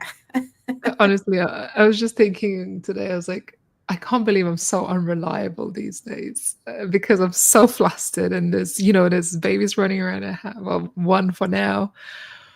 I was like, I now I can understand moms when they're having to juggle so much, and it's amazing to just have that understanding and support, and not be working in a corporate where it's cutthroat and you have to go back where who knows what kind of reception you'll receive in some places. So yeah, I can relate to Alexa's share, and just why it's so even more important for us as women to build our freedom. Yeah, 100%. So yeah. All right. Well, we've got a few more minutes to go, a few more speakers to go, and I see these wonderful ladies waiting in the wings. I'm excited to have you here for Unleash the Power of Women Voices event. And so far, we have certainly been unleashing some wonderful voices and stories of women. So our next lovely speaker is Marla Sachs, who is a painter, an author, a yogic guide whose creative process is deeply rooted in contemplative and meditative practice. Her Radiance Reset programs reflects a lifetime of internal visioning and emotional release work. Marla opens dimensional doorways that invite women to slow down, feel deeply, awaken to unseen forces, and to reignite their spark through life's ebbs and flows. And that's certainly something I can so relate right now, Marla, to. How are you? I'm well. This is wonderful to be here. Thank you for this beautiful platform, Raimonda. And where are you joining from? Thrive community. Yeah. Oh, thank you. Where are you joining us from today? I'm in New Jersey. Amazing. Just reading your introduction has made me just ease in and kind of get into the flow, and also your background with the colors is just so inviting. So I'm really looking forward to hearing your talk. Thank you. And again, it is just such a great honor to be sharing the stage with incredible women here. I am a woman, a mom, a friend, and I love to share various things that have helped me to reignite my spark. As a woman who guides women to kind of reclaim their power through recognizing the beauty in the moment. If you have ever heard that before, it's like, what does that mean? So let's backtrack. If you have ever stumbled or fallen and not known how to pick yourself up, if you have ever gone to bed with kind of negative thoughts on your mind, or like a feeling of, I didn't accomplish enough today, or I should have said this, or I could have said that, or just feeling like life was kind of moving along and you were possibly going about it in a way that was not fulfilling your full potential, your dreams. This is part of my story where I just didn't know that there was this extra energy inside of me ready to be awakened. And over time, by me falling, by me being at the steering wheel one day in the car with 2 little ones in the back seat, I had to pull over to the side of the road because I was crying. I didn't know what had come over me, but something wasn't right. Put that by the wayside. I got myself back on the road, got a grip of the wheel, and just went about my day like nothing was wrong. And for about a year, I did just that. Although something then really shifted in me. I noticed I was no longer crying, but I also was no longer feeling joy. I was just going through the motions. I was taking care of my family, my friends, always available for everyone but myself. I lost myself in the process of motherhood. So the motherhood juggle is definitely real. But let me take you back, because through this kind of self-indulgence of, feeling so lost and confused, I ended up finding things about myself I had no idea about. So I want to invite you into the Radiant Woman Shines way, how you too can bring mini moment pauses and reflections and radiant resets into your day so that you can shine brighter and not feel like you're stuck. So if you ever feel stuck, that's okay, but how long does it last? Do we want to be like stuck in a gloomy state for a while? Or can we just move out of that and move into that like blooming, beautiful being that you are, that we are as women who are multifaceted and creative, and there's all this incredible light inside of every one of us, but sometimes we forget. Maybe we let someone else, kind of dive into our life, and somehow our negative mind can have us kind of shimmy away from the real, true, radiant being that you are, that I am, that we are. So this is part of my story. It goes way back where I was uncovering like stress in my life and how to find peace. So I love to guide women to find a peaceful moment, because this can change your whole energy. And right now, if you close your eyes for a moment or let a little light come in, however you feel comfortable, and just take that moment, bring your hands maybe into a little heart mudra like this. I love mudras. So you can have the heart right there. You can hold it at the heart center, or you can just have it on your lap. And again, your eyes can be soft or light. Allow your eyes to have this inward gaze. And I invite you to think of something super sweet, something sweet. Like I go to watermelon all the time. So it can be a food, something sweet and delicious, but it can also be like a really sweet spot or sweet moment. Just think of that sweetness. Now take a nice deep breath in through your nose and exhale through your nose. One more time, take a deep breath in through the nose and exhale through the nose. The next time you exhale, I want you to send that sweetness, taste it, feel it, send it to someone you love, and then let it expand out. Expand to all the incredible beings here in this moment, and let it expand out further to everyone. Why not share your shine? Share the smile. So a deep breath in and a deep breath out. Share the sweetness.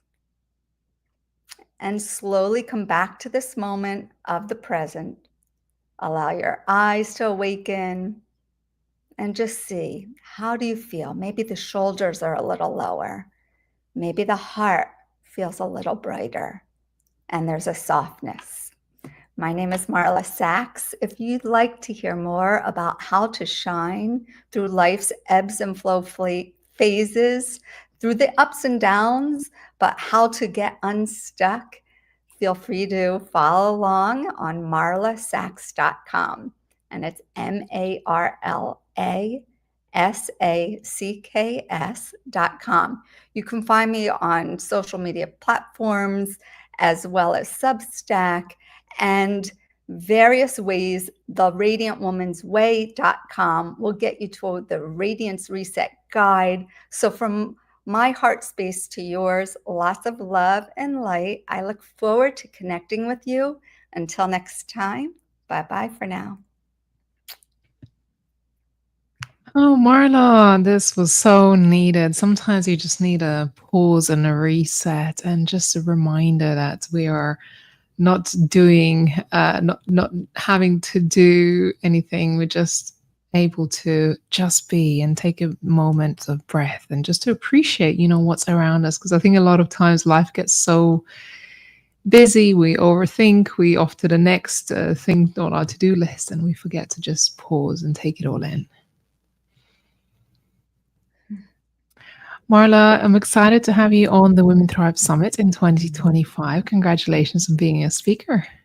Thank you, Ramonda. This is amazing. And it was neat to go after you were introduced and right before that to have that kind of influence of our bodies that change and shift in so many different ways, and to know that we can bounce back and there are different ways to re-enter and to make comebacks when we fall down. Like, how can we pick ourselves up, give ourselves a chance to self-care and self-soothe, and then shine that light upon others. Yeah. But I want for more women. Yeah, exactly. I think, sometimes we just need a mentor to remind us what's really important in life. And I believe that everything starts from you, from the within. And if you feel out of balance and out of control, everything else seems to be falling apart in our lives. So you're doing very important work, Marla. I thank you as well for you. So thank you for the women. Oh, I'm so sorry what happened. Thank you so much, Marla. We having to move on to our next speaker. I think the time come up and our tech team was like, okay, time. But this was Marla Sachs. Thank you so much. And do make sure you drop your details in the conversation and connect with our lovely speakers today. Right. We are moving on to our next lovely speaker, who is Dr. Laurie McDowell, who's an international speaker, best-selling author, and the founder of Reimagine You Strategies. She inspires audiences worldwide with talks that blend personal story, mindset mastery, and actionable clarity, helping others lead with purpose, courage, and joy. And Dr. Laurie is the creator of Done For You Transformational Retreats, partnering with heart-centered coaches to design powerful, soul-aligned experiences without the stress or overwhelm. Dr. Laurie, how are you? Oh, I am doing great. I am enjoying this so much, hearing so many of the speakers, and makes me looking forward to the event in March. Yeah, and retreats are such a great topic for experts, and I think we swiftly moving into self-care and balance. Where are you joining us from today, Laurie? I am joining you from outside of Houston, Texas. Houston, amazing. Well, I'm going to hand over the stage to you, and I'll be back at the end to chat with you. All right, great, thank you. Okay, so has anyone ever experienced a moment that changed everything? You just feel like this moment is going to change your life. Well, I'm Dr. Laurie McDowell, and I had one of those moments probably about 40 years ago when I was a senior in high school. It was a Friday night. I was driving home from college to visit my family. It was pouring rain. It was rush hour. I lived in northern New Jersey at the time, so I was up near Newark Airport, very crowded, about 4 or 5 lanes of traffic. It was dark. It was pouring hard, and I was in a rush to get home. I hadn't been home for a while. It was the first time I was coming home from college, and I was probably driving faster than I should have been. I think Prince was on the radio. If I remember, it was Little Red Corvette, and I am just bobbing along to the music, driving home, foot on the accelerator, avoiding the traffic as much as I could with the rain. And suddenly I hit a puddle. And as I hit that puddle, the car started to skid. And, I had just taken driver's ed a few years ago, and I kept thinking, what do I do? I know I don't hit the brakes. Do I hit the gas? Do I turn into the skid, away from it? I couldn't remember. But whatever happened, my car started to spin. And suddenly I found myself facing into oncoming traffic. It was dark, and there were just these headlights coming towards me. And I saw my life flash ahead of my eyes. And all I could think of was like, please, God, don't let me die. Don't let me die. My parents can't handle that. And I braced for impact. And it seemed like an hour. It was probably about 30 seconds. And suddenly I found myself on the right shoulder, facing forward. I actually had to look at myself like, am I dead? Did something happen? And I seemed okay. I looked at the car. The car seemed okay. And then I thought, oh my God, I must have caused a massive accident. And I looked out on the highway and traffic was still going, still pretty crowded, but no pileups, no accidents. Somehow I made it from the left lane to the right shoulder across 5 lanes of traffic, did a complete 360 in the dark, in the pouring rain, at rush hour traffic, and nothing happened. I didn't hit anyone. No one else hit anyone.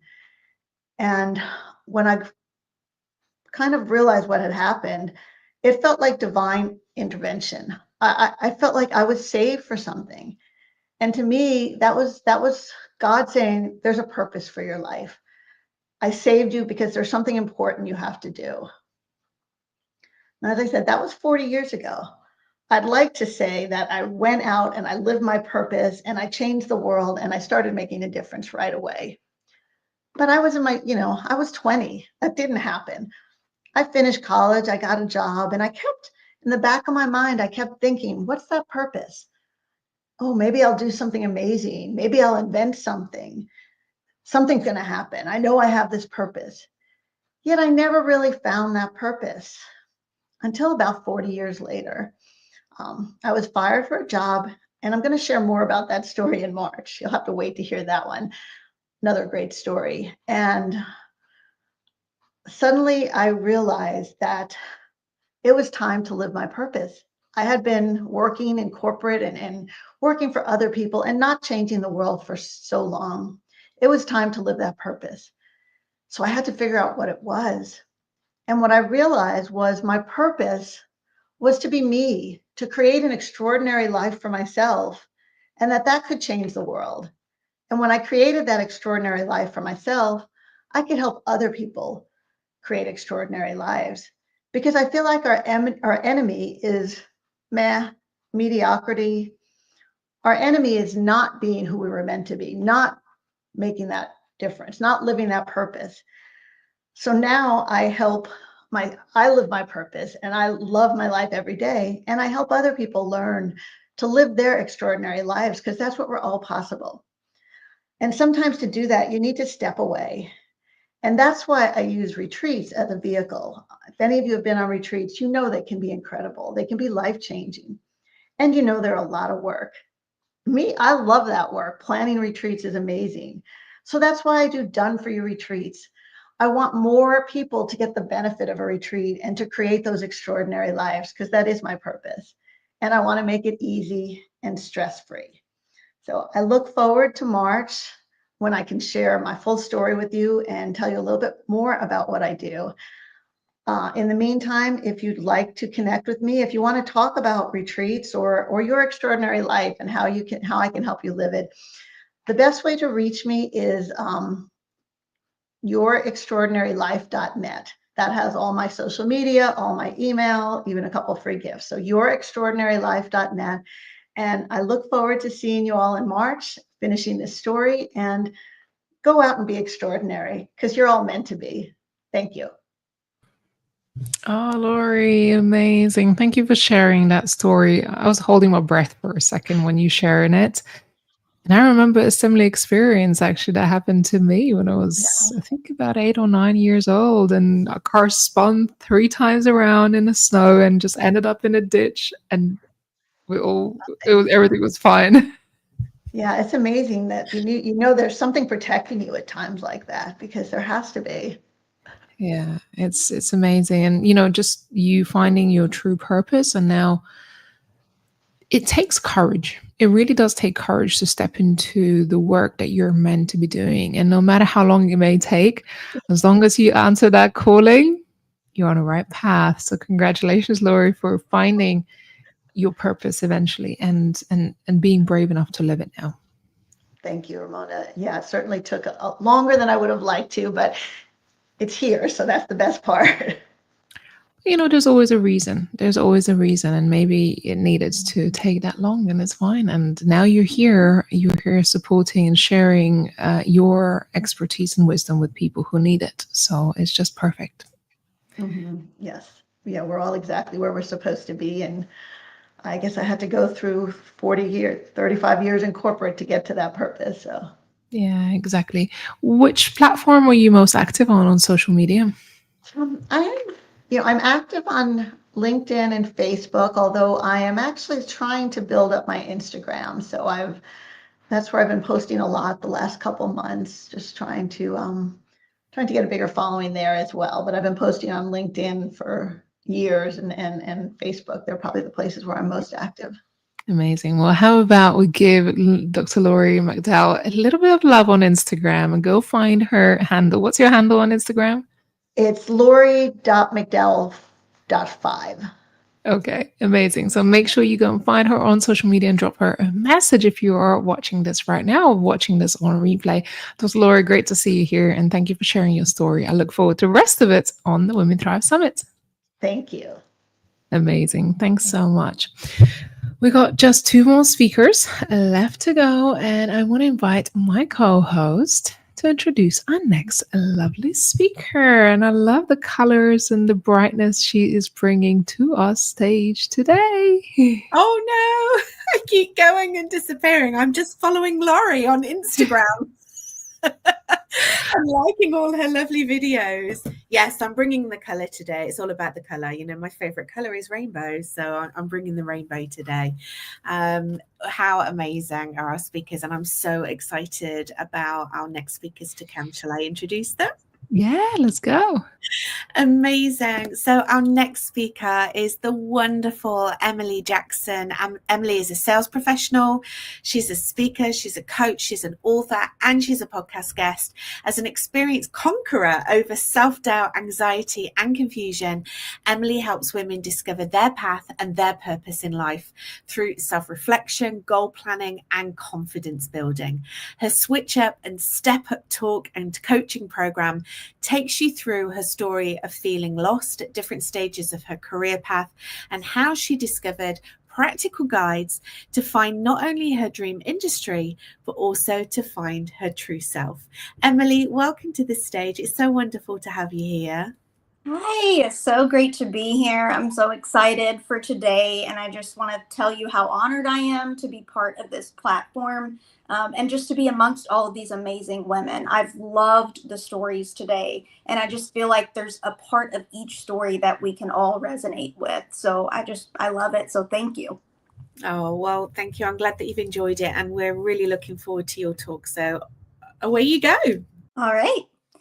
Well, thanks for joining me today. As she mentioned, I'm Emily Jackson, and what I want to pose to you is a question of, have you ever stepped back and realized you aren't happy with the direction your life and your career is headed? You feel like you're kind of just along for the ride in your own story. Well, I want to take you through a few flashbacks from my childhood, my college years, and then just a few years ago to really dive into my mindset and my experience with self-doubt, anxiety, and confusion, and how I persevered and started to build my best self and my dream career. So I'm a proud member of the Twin Society, as my twin sister and I always call it. And I've always loved having that built-in best friend, someone that's always there to support you and laugh with you. But a twin often meant for me relying on someone else for my voice. My twin, you see, is very outgoing. She's the life of the party, and she's not shy at all. But I am definitely a natural introvert.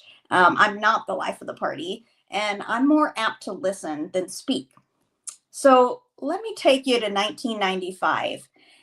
I'm about 6 years old in my first grade classroom. I've got my favorite stirrup pants on, so if you know, you know. And I've got my straight across bangs.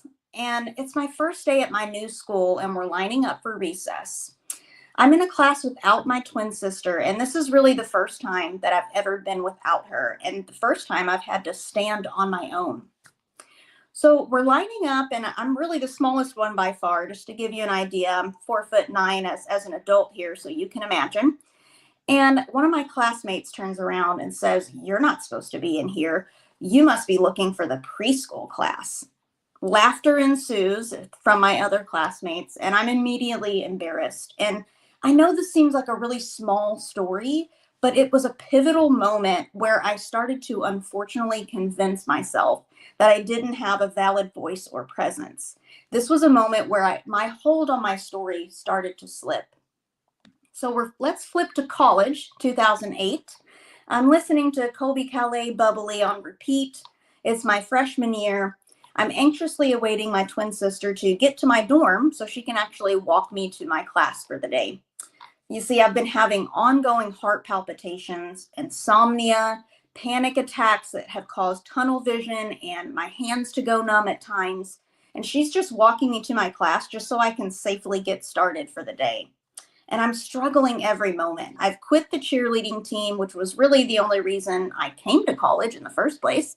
I'm lost. I have no clue what my future holds, and I'm certain there isn't much good to come. I still don't have a grasp on my story.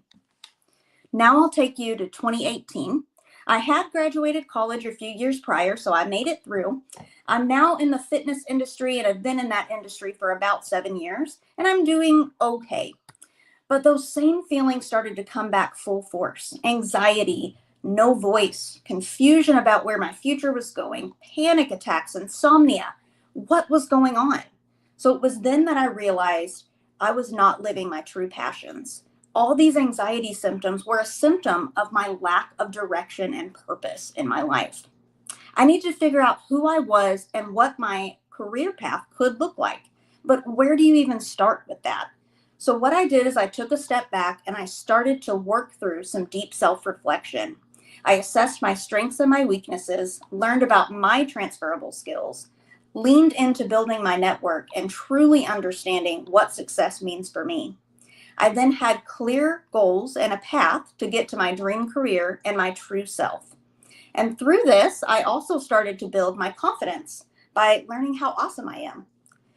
And then I was able to utilize this self-reflection to switch up my career and step up to my best self. And I'm not done yet. I want to help other women do the same. Too often, professional women don't reach their dream careers because they don't know themselves and they don't know what their ideal self or ideal career and best self even is. So don't settle for, I'm doing okay. I encourage you to start discovering you and start stepping up today. I'd love to connect with you and help you on your journey. You can find me on LinkedIn, Emily Jackson, and my website, A+ Women, which is right under my name here. Please join me in March for the Women Thrive Summit for my Switch Up and Step Up talk, where I'll share more of my story and how you can switch up your career and step up to your best self. Thank you so much for joining. Emily, thank you so much. It's so amazing to hear you speak. Like I've heard you share your story before, and to hear you speak about how unsure and unconfident you are, you know, really relying on your more outgoing older sister at the time. And now look at you. And without the show, without the performance, you're being completely authentic, completely yourself, and really owning the stage. It's just so wonderful. Congratulations. Thank you so much. I never could have imagined, if you told me just a few years ago that I would be doing something like this, I would have laughed and said, absolutely not. I can't do that. But I'm having so much fun with it. And I feel like I'm just like coming into my own, and I love it. And so thank you again for having me on this platform. You're more than welcome. And I find it fascinating when you tell your story and you're talking about, like, our bodies know, don't they? Like, our body knows when we're not in alignment. You were talking about how your body reacted when you weren't living your purpose. How does it feel now in your body? Like, now that you're really going out there and doing the things? Yeah. You know, it's crazy. I don't want to say I never have anxiety, because of course, you know, everybody does, but the lack of just like struggling every day, now that I'm really doing what I want to be doing, and I'm just continuing to have those goals and having passion for the things I'm working on, I feel confident about the future. I feel hope about the future. And that's just a beautiful thing that I hope every woman can get to. And that's why I want to help women get to that. That's fantastic. Well, congratulations for everything that you've achieved and everything that you're doing. I know it's really exciting times ahead of you, and especially with Women Thrive, we're just so happy to have you and to be able to share you with the community in so many different ways. I know there's some exciting things coming down the road without giving too much away, but congratulations. Thank you so much, Emily. And please make sure you follow Emily on her socials and her website. And we really look forward to seeing your talk in March. Thank you so much, Abigail. Thank you, Emily. Okay, so I just wanted to say, first and foremost, thank you everyone for staying with us. We're not over yet. We are not over yet. We have one more amazing speaker for you. Please stay with us. Keep the energy going, the questions, the aha moments, the support in the chat. It means so much to our speakers. We have saved the best until last. Of course we have. We always do. This woman is amazing, and already she is proving to be such a wonderful support within the community as well with her tech knowledge. We all need a bit of tech support, and this, if you're looking for tech support, this is the woman that can help you. I am so delighted to be able to announce our last speaker onto our stage. Her name is Gail Fraser. She is a systems expert and the founder of Work Simple. So what she does is she helps passion-driven entrepreneurs find, implement, and optimize the tools they need, not only to thrive in their business, but to show up as their most vibrant selves. She's based in Minnesota. She's also an active community builder, networking advocate, and speaker, helping students, young professionals, and entrepreneurs discover their dreams and make them a reality. Gail, welcome to the stage. Thank you so much for having me, and thanks for everyone that stuck around to the last speaker to hear me speak today. I'm happy to be here. You've been waiting patiently behind the scenes. I've seen you, and I've been so excited to bring you on. So please take the stage. Happy to be here. As Abigail said, I'm Gail Fraser, and I want to tell a little story today about my journey from being a college dropout at 19 to where I am today at 27, being an entrepreneur. And it hasn't been an easy journey. And I think growing up, I was always a really good student. I hated school, but I really was, it came naturally to me. I would stay up and do my homework the night before, or get up early doing an assignment at 3 a.m. for a class at 7 p.m. I would study for exams right up until the exam, but starting about 5 minutes before. And I made it through school this way, getting good grades. I don't know how, but my family was like, she's so studious. It comes so easy. And in the background, I was really struggling. I didn't know how to express it, but I would get to the end of the night and not be able to pick up my pencil, not be able to put down a thought or an idea. And over time, this continued to build in frustration. And when I went to college, again, I came from an affluent community. Going to college was always going to be part of my journey, and it was expected to be part of my journey. And I was in college. I switched majors 3 times. Again, I liked my classes, but doing the work and showing up was always so challenging and always rushed, and I could only do it somehow at the very last minute. And then when I dropped out at 19, tried a bunch of different careers, ended up going back to school just to get the piece of paper that says pay her a living wage here in the US. And I went into my corporate career and struggled with the same things. It seemed so easy for all of my coworkers to send an email, to respond to the things that they needed to respond to schedule an interview. And somehow those things seemed insurmountable. And so having to show up and having this expectation of being a good student, a good employee, from the outside, I looked really successful. And from the inside, I had to put together so many tools to just help me show up as normal, whether that was automating those emails or setting reminders or schedule sending things, because I knew that tomorrow I was going to forget. I don't even remember what I had for breakfast this morning. I can't keep a running to-do list in my head. And so when it kind of crossed my mind to become an entrepreneur, I pretty quickly said, I know I can't do that. I know myself well enough that I'm not going to be able to respond to inquiries and client emails in a timely manner and show up every day with the same level of energy and enthusiasm that I want to, even though I'd found this kind of desire for building these systems. And it wasn't until I got diagnosed with ADHD that I knew why I had had those struggles, and that despite having those struggles, I'd been able to put systems in place that worked for me, even though other people around me thought, maybe that's crazy what she does. And I think as I've grown into entrepreneurship, I've learned that I wasn't meant to fit into that box. And I think a lot of entrepreneurs feel that way if they've come out of a corporate career or some type of traditional, quote unquote, traditional path.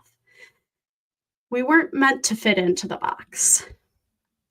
And there's a beauty in that. And there's also I think a shame that I felt for needing the systems in place to show up. And now I get to help women understand that those systems are just another tool in your toolbox. Those systems are essential for making the differences and the beauty that you bring to your passion-driven work shine even more, whether that is automating those emails so that you don't have to show up and send them, or if you deal with chronic illness, that your systems are built to support you on your hardest day.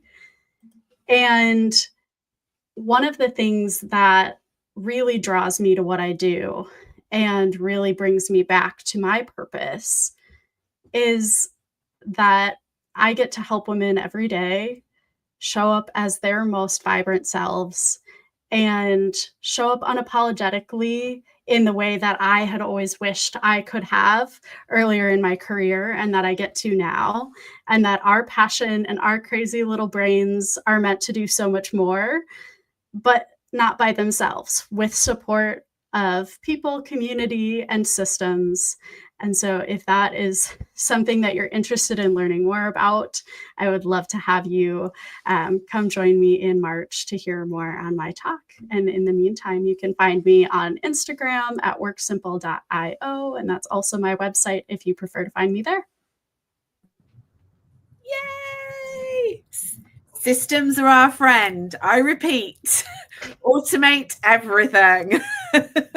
This really is the key to true freedom, though, isn't it, Gail? You know, we've spoken about this before. Like, how many of us create a business because we want to create freedom? We want to leave the rat race of corporate.